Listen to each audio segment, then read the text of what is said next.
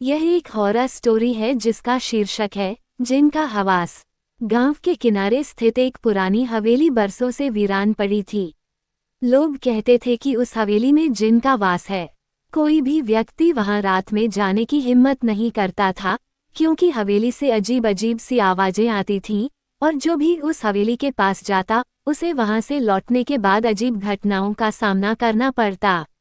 रात का समय था। रवि, जो एक युवा और निडर लड़का था, उसने गांव वालों की बातों को अंधविश्वास मानते हुए हवेली की सच्चाई जानने की ठानी।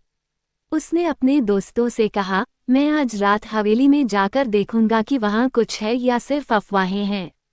रवि ने एक टॉर्च और एक पुरानी किताब साथ ली और हवेली की ओर बढ़ गया।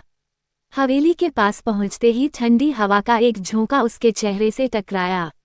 हवेली के दरवाजे पर पुराने जमाने की जालीदार खिड़कियां थीं, जिनसे धीरे धीरे हवा छनकर एक भयानक सन्नाटा पैदा कर रही थी।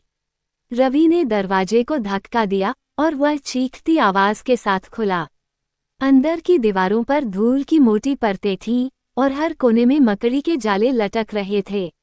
रवि धीरे धीरे अंदर बढ़ा और अचानक उसे लगा कि उसके पीछे कोई है।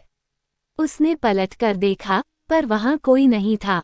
उसका दिल तेजी से धड़कने लगा, पर उसने खुद को शांत रखा और आगे बढ़ता गया। तभी उसे एक कमरा दिखा, जिसकी दरारों से हल्की रोशनी बाहर आ रही थी। वह धीरे धीरे उस कमरे की ओर बढ़ा। दरवाजा हल्के से धक्का देने पर खुल गया और सामने जो दृश्य था उसने रवि के होश उड़ा दिए। कमरे के बीचों बीच एक बूढ़ा आदमी बैठा था, जो अपनी आंखें बंद किए हुए किसी तंत्र मंत्र का जाप कर रहा था। उसके चारों ओर काले धागों की गोलाई बनी हुई थी और सामने जलते हुए दियों की लौ डरावनी छाया बना रही थी। रवि ने डरते हुए उससे पूछा, आप कौन हैं? वृद्ध ने अपनी आंखें खोली और उसकी आंखों में एक अजीब सी चमक थी। उसने धीरे से कहा, तुम्हें यहाँ नहीं आना चाहिए था।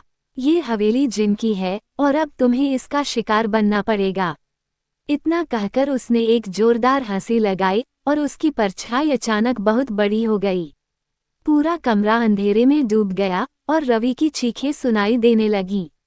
अगले दिन सुबह गांव वालों ने हवेली के पास रवि की किताब और टॉर्च पड़ी देखी, पर वो खुद कहीं नहीं मिला।